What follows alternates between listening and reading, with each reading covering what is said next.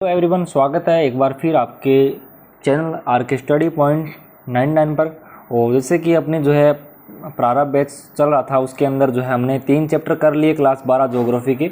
और आज अपना जो चैप्टर है उसका नाम है मानव विकास। ठीक है, तो अपनी जो पार्ट 1 जो बुक है, एक बार आपको मैं चैप्टर दिखा देता हूँ पार्ट 1 बुक का। देखिएगा, अपनी जो पार्ट 1 बुक है उसके अंदर हमने कर लिए फर्स्ट चैप्टर कर लिया, जिसका नाम है मानव भूगोल प्रकृति एवं विषय क्षेत्र और विश्व जनसंख्या वितरण घनत्व वृद्धि। ये भी हमने जो है कर लिया है। और अभी जो है हमारा चैप्टर नंबर है 3, जिसका नाम है मानव विकास। ठीक है, और आपके जो है इम्पोर्टेंट क्वेश्चन भी मैं करवा दूंगा, जो कि आपके बोर्ड एग्ज़ाम 2026-27 के अंदर जो है मोस्ट इम्पोर्टेंट रहेंगे। और आपकी अर्धवार्षिक भी उसी के साथ कवर हो जाएगी। ठीक है, और बोर्ड परीक्षा भी जो है जो भी आपके प्रश्न पूछ जाएंगे वो यहीं से पूछ जाएंगे, जो मैं आपको संडे की जो क्लास से लेने वाला हूँ उसके अंदर आपको जो है मिल जाएंगे वो प्रश्न।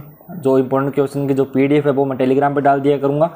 बाकी अगर आपके मन में कोई भी डाउट हो तो मेरे को जो है इंस्टाग्राम पे मैसेज कर सकते हो। इट इज़ रमेश बिट के नाम से मेरी इंस्टाग्राम आईडी है, जिस पे जो है आपने जो है डाउट आप क्लियर कर सकते हो। तो शुरू करते हैं आज की क्लास। देखिए, हमारा जो चैप्टर है उसका नाम है मानव विकास। ठीक है, चैप्टर नंबर 3 हम करने जा रहे हैं आज। तो देखिएगा, चैप्टर मानव विकास एग्ज़ाम के अंदर जो है किस तरीके से जो है प्रश्न पूछ जाते हैं वो आपको बता दूं। इस चैप्टर में से आपसे पूछ लेगा कि मानव विकास किसे कहते हैं, तो आप क्या लिखना है। मनुष्य के जीवन में जो क्रियाओं में वृद्धि तथा गुणात्मक परिवर्तन को जो है मानव विकास कहते हैं। इस बात को आप समझो। जब इंसान के जीवन में जो है गुणात्मक सुधार आता है और उसे जो है बेहतर जीवन जीने के विकल्प मिलते हैं, उसे क्या कहते हैं, मानव विकास कहते हैं। ठीक है, जैसे कि अगर आसान भाषा में इसको समझे तो सिर्फ पैसा कमाना ही जो है विकास नहीं है। ठीक है, अच्छी शिक्षा, अच्छा स्वास्थ्य, अच्छे अवसर, ये सब मिलना ही क्या होता है, असली विकास होता है। ठीक है, उम्मीद करूँगा यहाँ तक आपको समझ में आ गया होगा। तो चलिए, अपना जो है टॉपिक है नेक्स्ट है वृद्धि तथा विकास में अंतर। तो यहाँ से जो है किस प्रकार से प्रश्न पूछा जाता है कि वृद्धि तथा विकास में अंतर स्पष्ट करें। ठीक है, इस प्रकार से आपसे प्रश्न पूछ लेगा एग्जाम के अंदर। या वृद्धि से क्या तात्पर्य है बताइए, या विकास से क्या तात्पर्य है, इस प्रकार से आपसे प्रश्न पूछेगा। तो इसके अंदर देखिए, अभी वृद्धि पहले हम पढ़ते हैं वृद्धि के बारे में कि वृद्धि क्या है। वृद्धि का अर्थ होता है मात्रात्मक परिवर्तन तथा जो है वृद्धि जो है, वृद्धि को क्या किया जा सकता है, मापा जा सकता है। ठीक है, यहाँ पे आ की मात्रा लगा देना, मापा जा सकता है या माप की जा सकती है, एक ही बात है। ठीक है, और वृद्धि का जो है प्रभाव धनात्मक तथा ऋणात्मक हो सकता है। इस चीज़ को आप समझिए। केवल संख्या मात्रा में बढ़ोतरी होती है।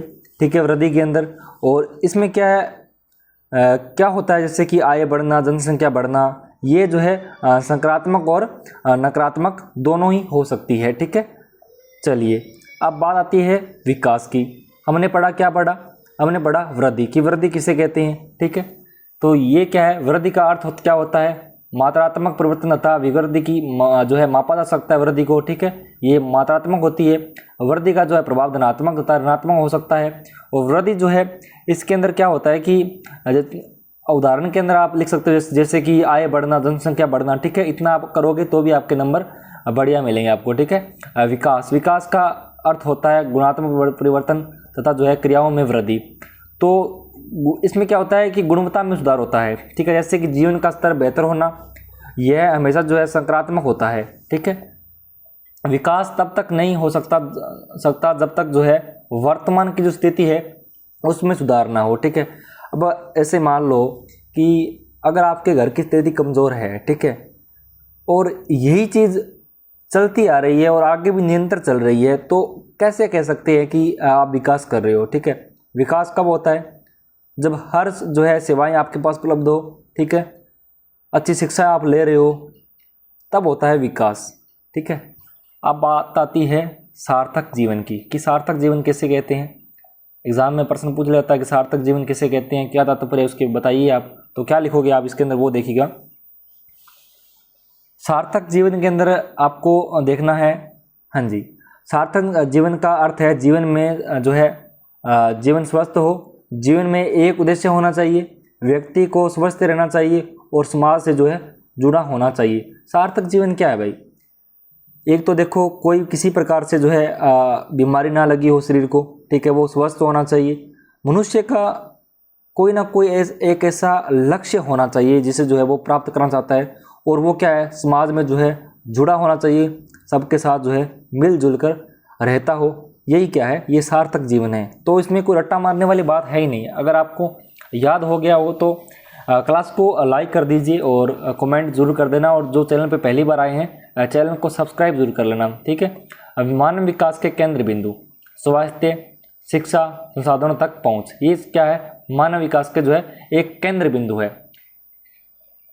हाँ जी। अब बात आती है कि एग्जाम के अंदर प्रश्न पूछ लेता है कि मानव विकास के जो है स्तंभ कौन कौन से। तो इसके अंदर देखिए, ये मैंने दोबारा से ऐड कर लिया कि हाँ ये देखो मानव विकास के 4 स्तंभ। मानव विकास के जब हम क्या करेंगे 4 स्तंभ पढ़ने जा रहे हैं।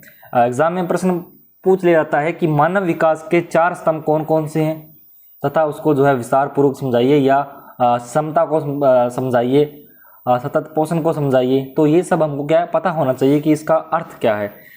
तो देखिए एक बात क्लियर कर दूं, मानव विकास के 4 स्तंभ होते हैं, ठीक है। कौन कौन से होते हैं? समता हो गया पहला, सतत पोषण हो गया, उत्पादकता हो गया, सशक्तिकरण हो गया, और सतत पोषण हो गया। तो हम पहले क्या करेंगे, सतत पोषण करेंगे। चलिए देखिए, चलो हम पहले समानता कर लेते हैं।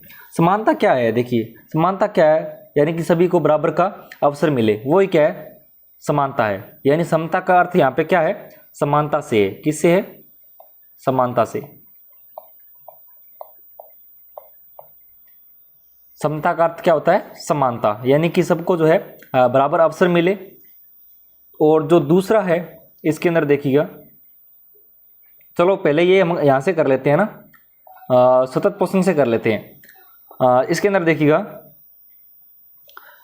सतत पोषण के अंदर क्या है कि सतत पोषणीय मानव विकास के लिए जो है ज़रूरी होता है।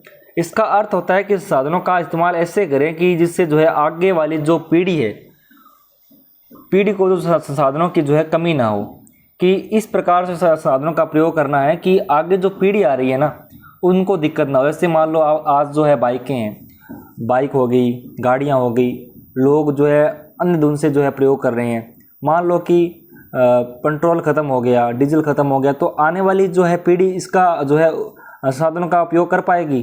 तो बिल्कुल नहीं कर पाएगी, ठीक है। तो इसके अंदर यही है सतत पोषण के अंदर कि मानव विकास के लिए ज़रूरी है। इसका अर्थ होता है कि साधनों का इस्तेमाल ऐसे करें कि जिससे आगे आने वाली जो पीढ़ी है जो पीढ़ी है वो जो है साधनों की कमी न हो, उनको जो है साधनों की कमी न हो। तो देखिए, हाँ जी,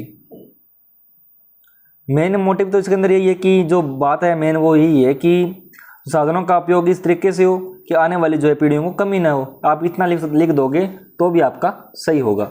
चलिए, अब है समता। समता मैंने आपको बता दिया कि प्रत्येक व्यक्ति को जो है उपलब्ध अवसरों के लिए जो है समान पहुंच की व्यवस्था करना, अर्थात यहाँ पर जो है समता का होता है समानता। जो जैसे कि मैंने आपको बताया कि सबको जो है बराबर का अधिकार होना चाहिए, ठीक है, या समान रूप से जो है अवसर मिले सबको। ऐसा ना हो कि जो है कुछ लोगों को जो है अलग से अवसर मिल रहे हैं, ठीक है, किसी को ज़्यादा अवसर मिल रहे हैं, किसी को कम अवसर मिल रहे हैं। लेकिन इसके अंदर क्या है, समता के अंदर कि सबको जो है समान रूप से जो है अवसर प्रदान किए जाए।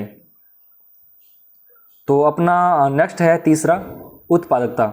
इसके अंदर क्या है, व्यक्ति की जो है काम करने की क्षमता बढ़े और शिक्षा और स्वास्थ्य सुधार जरूरी है।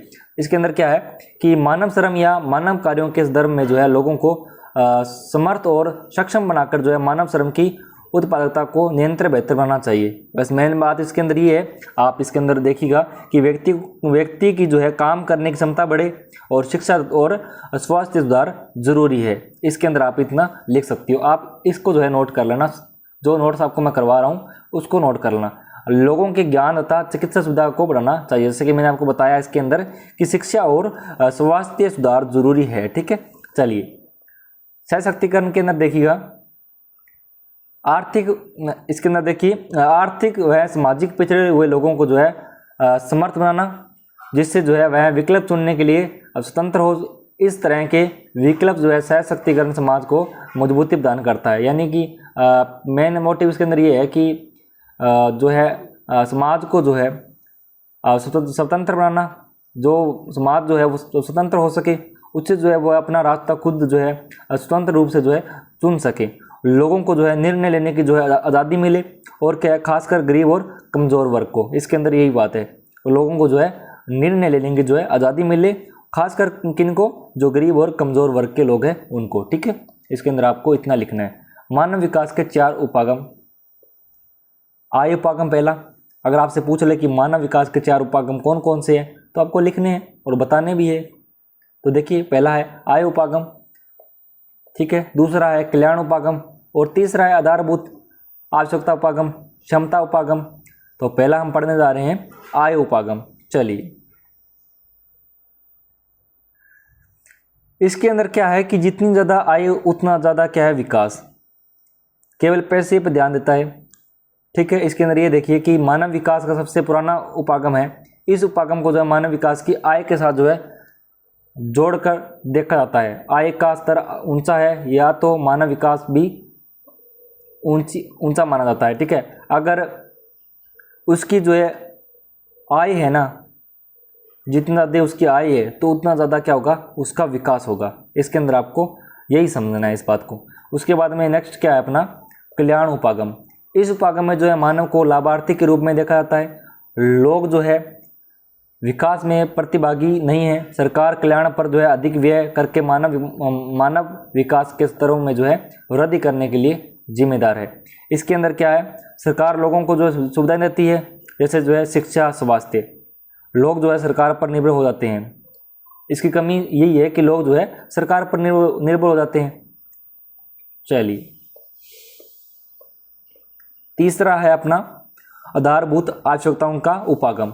तो इसके अंदर देखिएगा, हर व्यक्ति की जो है जरूरी चीज़ें पूरी हो, जैसे कि भोजन हो गया, पानी हो गया, शिक्षा हो गया, स्वास्थ्य हो गया, आवास हो गया। ठीक है, इसके अंदर यही है।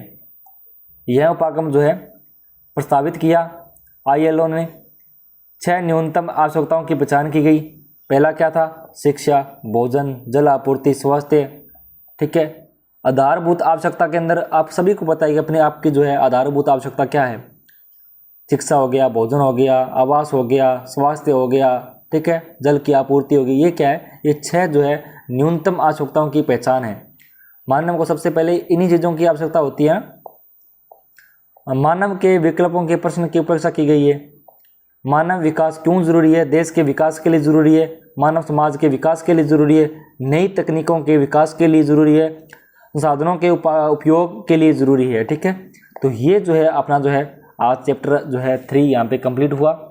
मैं शॉर्ट ही करवाता हूँ ताकि जो है आपको अच्छी तरीके से याद हो जाए और जल्दी जल्दी जो है अपने चैप्टर कवर हो जाए। उसके बाद में आपको जितने भी जो है चैप्टर के इंपॉर्टेंट प्रश्न बनते हैं वो सब मैं करवा दूंगा, और मैं वादा करता हूँ कि एक भी प्रश्न बाहर नहीं जाएगा। ठीक है, आपको जो इंपॉर्टेंट क्वेश्चन करवाने वाला हूँ ना, उसी में से आपका पेपर आएगा। अगर आपको जो है ज्योग्राफी के पार्ट 1, ठीक है, और पार्ट 2 के अगर नोट्स चाहिए अगर आपको, ठीक है, हैंड राइटिंग बढ़िया लिखे हुए नोट्स मिलेंगे आपको। पूरी कंप्लीट बुक भी अपने पास है, आप शॉर्ट वीडियो देख लेना। हमारी बुक आई हुई है ज्योग्राफी की। एक ही बुक के अंदर क्या है, दोनों पार्ट आपको मिल जाएंगे। ठीक है, उसका जो है प्राइस है 250 रुपये, और अगर आप कहीं से भी हो, आपके जो है हम घर भेज देंगे। 50 रुपये प्लस जो है डिलीवरी चार्ज लगेगा। आपको करना क्या है, नंबर पे व्हाट्सएप मैसेज करना है और एड्रेस लिख के आपको भेज देना है, और आपकी जो है बुक हम 2 से 3 दिन के अंदर, 3 दिन ज़्यादा से ज़्यादा ले रहा हूँ, और ये जो है स्पीड पोस्ट के माध्यम से जाती है आपके घर। और अगर आपको सिर्फ PDF चाहिए तो ये आपको जो है 99 रुपये के अंदर PDF भी मिल जाएगी। और जो बच्चा कहता है कि हमें जो है बुक से पढ़ना है तो वो बुक्स मंगवा लेना। और इसके लिए करना क्या है, इन नंबर पे आपको व्हाट्सएप मैसेज करना है और ग्रुप में जुड़ जाना दोस्तों। ग्रुप जो है डिस्क्रिप्शन बॉक्स के अंदर मैं आपको दे रहा हूँ लिंक ग्रुप का, क्लास 12 की। उसके अंदर आपको बहुत अच्छी तैयारी करवाई जाएगी। अभी तो है ज्योग्राफी को लेकर चल रहे हैं, उसके बाद में पॉलिटिकल हिस्ट्री सब करवाएंगे आपको, हिंदी भी हम करवाएंगे। टोटल विषय आपको हम करवा देंगे। आपकी एग्ज़ाम की तैयारी बहुत अच्छी तरीके से हम करवाने वाले हैं। चैनल को सब्सक्राइब कर लेना और बेल आइकन को प्रेस कर लेना, ताकि जितनी भी न्यू वीडियो आए उसका नोटिफिकेशन आपको मिलता रहे। तो मिलेंगे नेक्स्ट वीडियो के साथ, तब तक जय हिंद, वंदे मातरम।